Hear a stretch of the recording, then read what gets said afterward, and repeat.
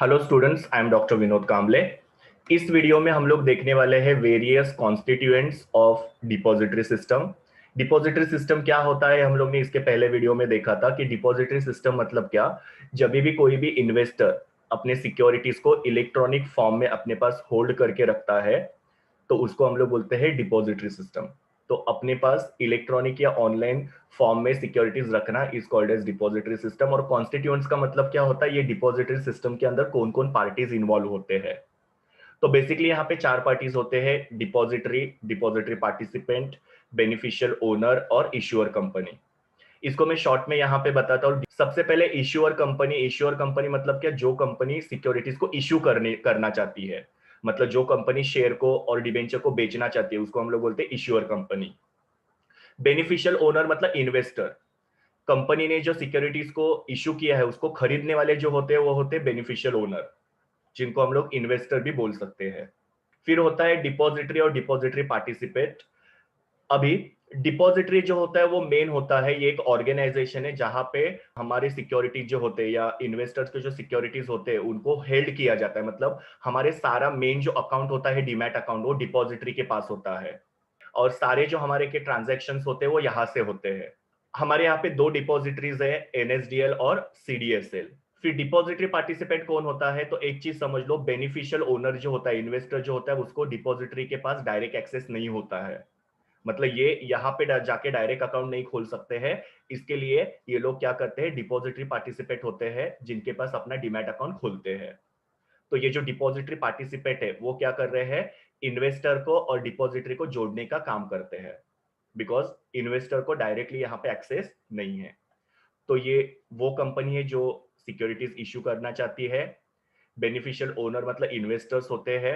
Depository मतलब जहां पे हमारा एक्चुअली डीमैट अकाउंट जो होता है वो ऑपरेट होता है, जहां पे हम हमारे सिक्योरिटीज को इलेक्ट्रॉनिक फॉर्म में हेल्ड करते हैं। और डिपॉजिटरी पार्टिसिपेट जो होते हैं वो इन्वेस्टर को और डिपॉजिटरी को लिंक करने वाले होते हैं, बिकॉज इन्वेस्टर डायरेक्टली डिपॉजिटरी के पास जाके अकाउंट खोल सकता नहीं है, तो इन्वेस्टर डीपी के पास अकाउंट खोलता है अपना डीमैट अकाउंट। इसको और डिटेल में अभी हम लोग आगे पढ़ते हैं वन बाय वन। सबसे पहले है डिपॉजिटरी। डिपॉजिटरी जैसे मैंने ऑलरेडी बताया कि ये एक ऑर्गेनाइजेशन है जहां पे कोई भी इन्वेस्टर अपने सिक्योरिटीज को इलेक्ट्रॉनिक फॉर्म में होल्ड करके रख सकता है। तो ये वो ऑर्गेनाइजेशन है जहां पे हमारा डीमैट अकाउंट खोला जाता है।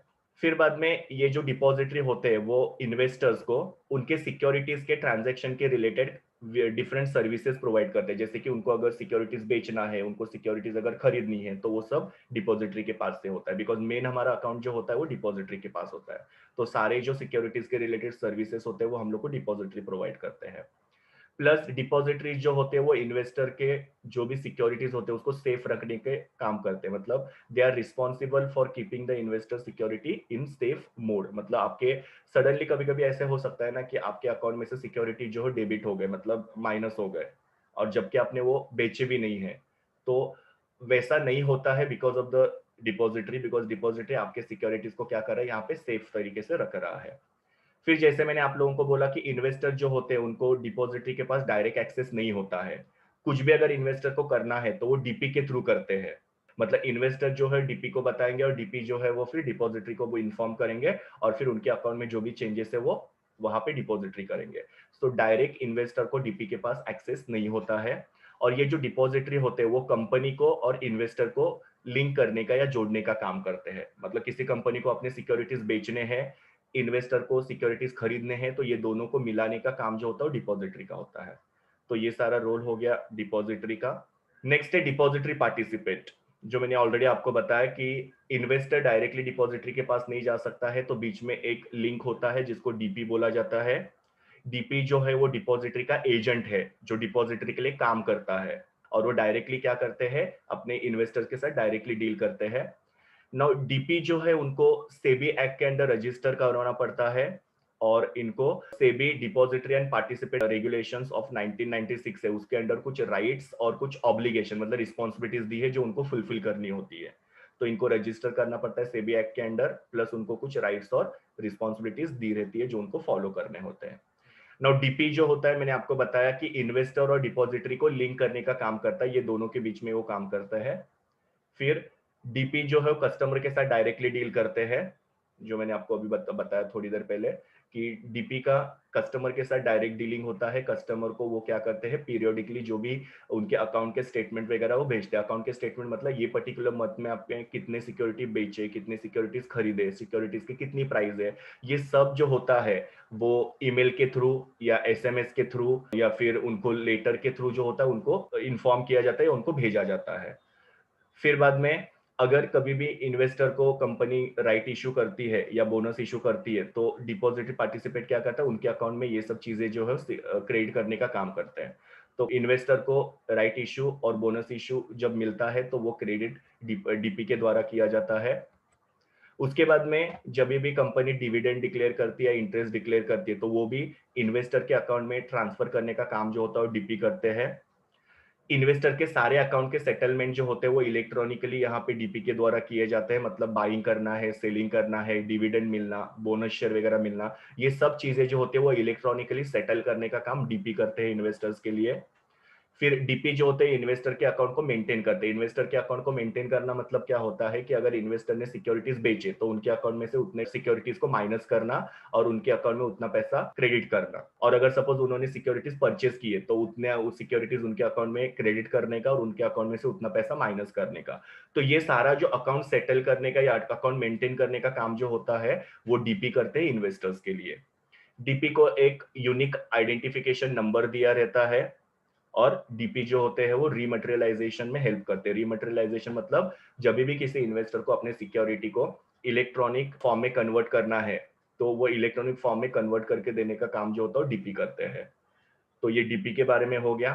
एज अ डीपी कौन कौन वर्क कर सकता है, कौन कौन डीपी बन सकते हैं, तो कोई भी फाइनेंशियल इंस्टीट्यूशन, कोई भी बैंक, कोई भी approved foreign bank, stock broker, non banking financial company और शेयर ट्रांसफर एजेंट। तो ये सारे लोग जो होते हैं एज ए डीपी काम कर सकते हैं, जिनके पास हम लोग हमारा डीमैट अकाउंट खोल सकते हैं। और ये लोग जो है वो डिपॉजिटरी को और इन्वेस्टर को जोड़ने का काम करते हैं। तो ये सारे एज ए डीपी काम कर सकते हैं। उसके बाद में है beneficial owner. Now beneficial owner का मतलब क्या होता है, इन्वेस्टर्स जिन्होंने क्या किया है, डिपॉजिटरी पार्टिसिपेट की सर्विस ली हुई है या जो डिपॉजिटरी पार्टिसिपेट के पास अपना अकाउंट ओपन करते हैं। तो ये बेनिफिशियल ओनर बोलो या इन्वेस्टर बोलो, one and the same. Now beneficially owner जो होते हैं उनको कुछ राइट्स और कुछ बेनिफिट्स दिए हैं, जैसे कि उनको डिविडेंड मिल सकता है, उनको बोनस शेयर मिल सकता है। तो ये उनके राइट्स और बेनिफिट्स है। उसके साथ साथ उनकी कुछ लायबिलिटीज भी होती है। लायबिलिटीज क्या होती है कि उन्होंने जितने भी सिक्योरिटीज के पैसे अभी तक पे नहीं किए वो अनपेड अमाउंट उनको पे करना पड़ेगा। मतलब जैसे 10 रुपीज का शेयर परचेस किया है, उसमें से अगर सपोज उन्होंने 7 रुपीज पे किया है तो उनकी लायबिलिटी अभी कितनी है, 3 रुपए, तो वो 3 रुपए उनको पे करना पड़ेगा। तो बेनिफिशियल ओनर को यहाँ पे कुछ राइट्स और बेनिफिट्स भी होते हैं, उसके साथ साथ उनको कुछ लायबिलिटीज भी जो होती है वो बॉन्ड करना पड़ता है। उसके बाद में बेनिफिशियल ओनर को ही क्लाइंट भी बोला जाता है। They are the client of depository and client of depository participates, तो उनका दूसरा नाम है क्लाइंट। बेनिफिशियल ओनर को क्या करना पड़ता है, डीपी के पास डीमैट अकाउंट खुलवाना पड़ता है ताकि वो अपने सिक्योरिटीज को इलेक्ट्रॉनिक फॉर्म में होल्ड करके रख सके। और डीपी उनको ये जो डीमैट अकाउंट है वो खोल के देता है और उनको अलग अलग सर्विसेज देता है। इसके लिए बेनिफिशियल ओनर को क्या करना पड़ता है, डीपी को कुछ चार्जेस पे करने पड़ते हैं, बिकॉज वो क्या कर रहे हैं, डीपी के पास से कुछ सर्विसेज ले रहे हैं, तो इसके लिए डीपी को उनको उसके चार्जेस देने पड़ते हैं। और बेनिफिशियल ओनर को भी क्या होता है, एक यूनिक नंबर दिया रहता है।